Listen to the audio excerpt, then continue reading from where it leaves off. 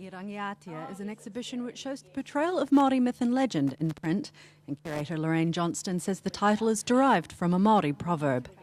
Rangiatia is one of the mythical homelands of the Maori people, and basically the proverb means that, you know, the seeds that were sown back in the homeland will never die.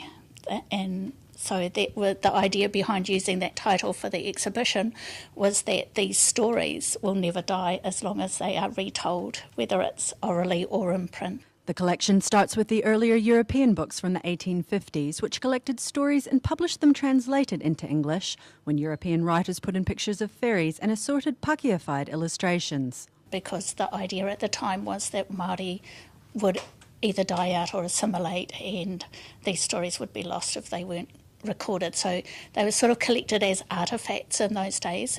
Then the collection moves through a revivalist period in the 1960s and 70s with lots of bright colours and strong lines, where people like A.H. Reid were very interested in collecting Māori stories and retelling them more for the education market. So they were told for schools and school publications and things like that. And then the collection's brought up to the present day in the form of brightly coloured children's books, many of which are retold and illustrated by Maori. Johnston says she's quite surprised at the number of local stories she's managed to find when curating the exhibition.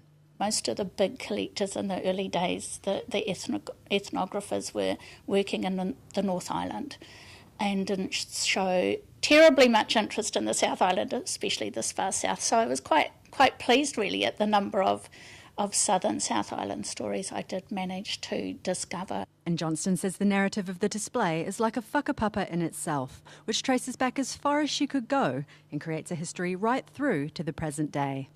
Devi Narona, 9 Local News.